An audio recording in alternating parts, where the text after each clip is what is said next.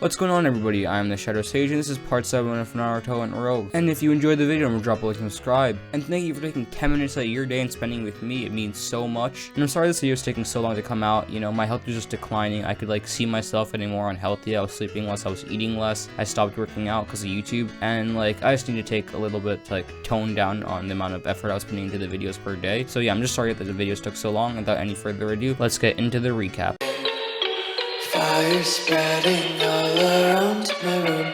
My world's so bright, it's hard to breathe, but that's alright. Hush.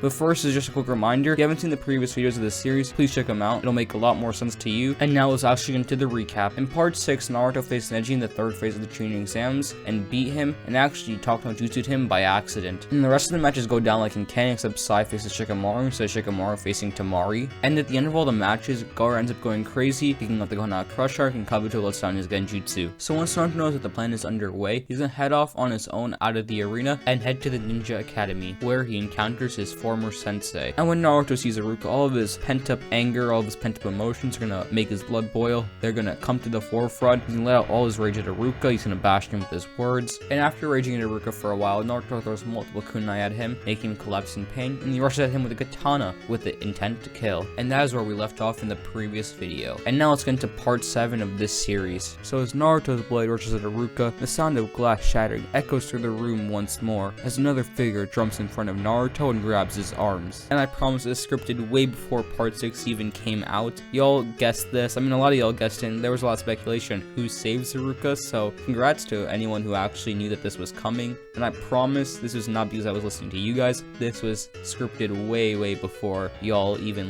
knew what happened. So yeah. And Iruka, while shooting his pants, stammers Kakashi, and he's literally sweating bullets right now. And Naruto yells, "Who the hell are you? I swear I'll kill you. I'll kill everyone in this accursed village." Kakashi just sighs and says, "Now why would you say that? This is your home. Please stop fighting and come home to where you belong, Naruto Uzumaki." And upon hearing those words, Naruto grits his teeth and says, "My home? I have no home. Only myself. I'm an avenger. I will have vengeance on those who live in a facade, living in the good life while others are treated like dirt in this village." And Naruto stands, definitely surprised at Kakashi, and Kakashi pleads with Naruto, says, "Look, Naruto, the village isn't that bad. It's your home." And right now, Kakashi really wants to talk to Jutsu Naruto and tell him about his parents, but he believes that it's not his place. It's either Jiraiya or Hiruzen to give him a good talking to and convince him to stay in the village. He thinks that's just his place to capture Naruto and give them that opportunity. And Naruto responds to Kakashi and says, "The village isn't that bad. People like you who have a great life and think that life is so great, but there are people like me who are ostracized in this village, who are treated like we're subhuman." And Kakashi's about to interject because we all know that what Naruto says is very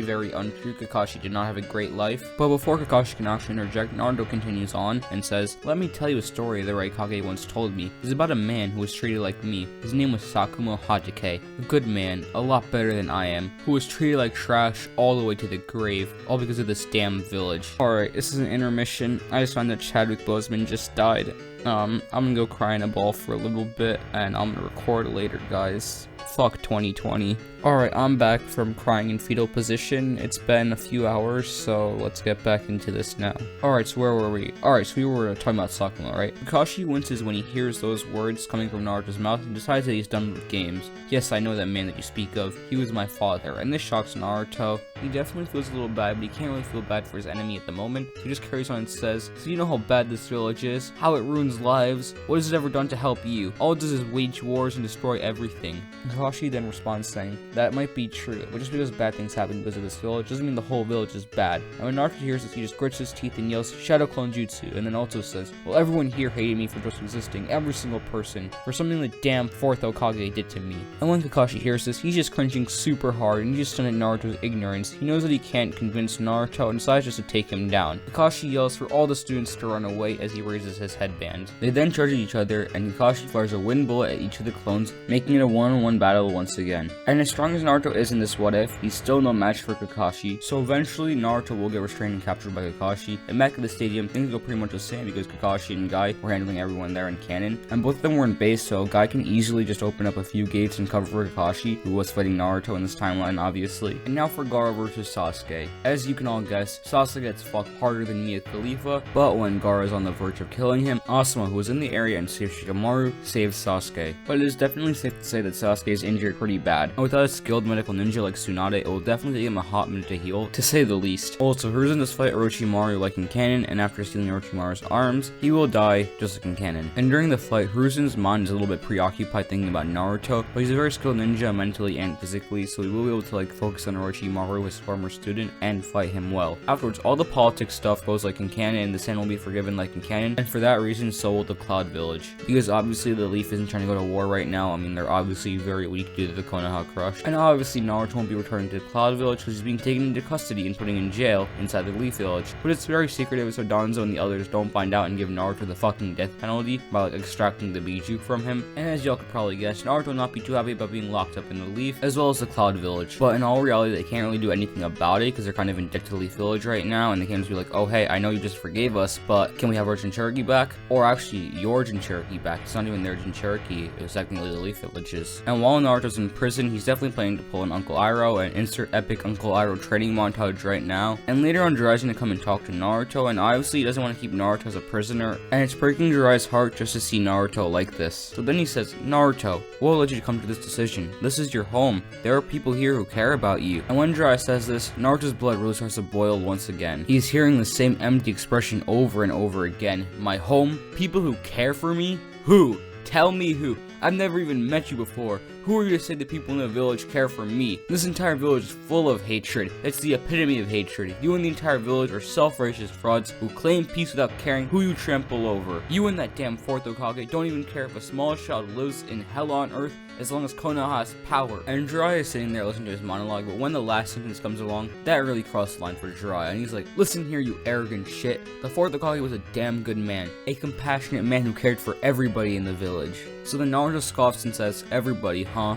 Well, as far as I'm aware, I was once a citizen of Konoha, but it doesn't seem like your virtuous Hokage cared for me, or he wouldn't have cursed me with this damn fox that's inside of me. And then he asks Jiraiya a question. He says, do you want to know why I hate the fourth Hokage so much? Well, reason number one is probably the obvious one that we've been talking about already. It's because he put this damn QB inside of me. And reason number two is that he's already dead. And as you might guess, Jiraiya is undoubtedly confused, so he asks Naruto to explain further. And Naruto responds by saying, in my life, I've learned to have only goals, but I have one dream that I want, one dream that I yearn for, and that is to kill the fourth Hokage with my bare hands. But that's obviously impossible because he's dead. That's why I hate him so much. Then Jiraiya punches the table in anger, breaking it in half. I'm not allowed to say this, but he did care for you. He gave his life for you. He didn't curse you. He trusted you with a great power, and that's all because he believed in you. He believed in his own son. Do you get it, Naruto? The fourth Hokage was your father. And then the room goes silent and the tension is palpable as Naruto absorbs all this information. And he just sits there, but then a smile slowly creeps on his face. And then he starts to chuckle and it grows into a maniacal, evil laughter. And through Naruto's loud laughter, he yells, my own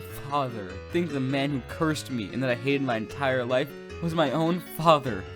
And this is the point in every anti-hero anime that the MC goes crazy with that evil laughter. Take like Death Note or Code Geass, for example. I mean, in Code Geass, Lelouch was kind of faking, but that doesn't really matter. But like for Death Note, if y'all don't remember what I'm talking about, I'll put a clip in right now.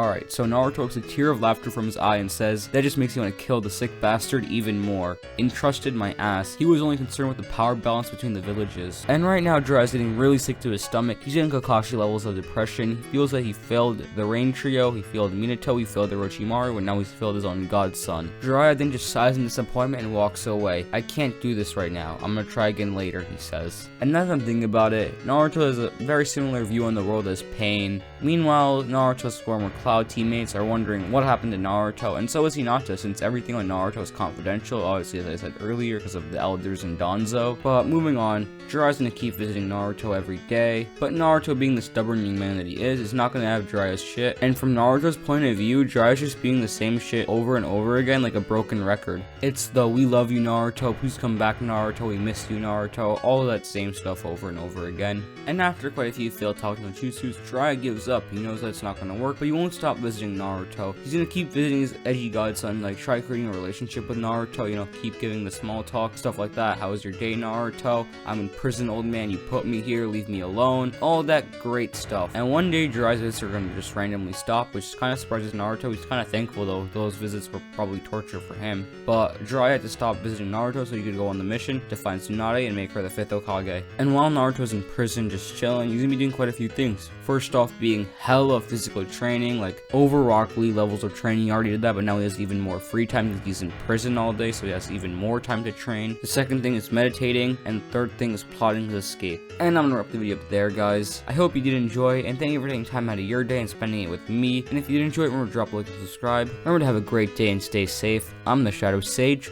signing off.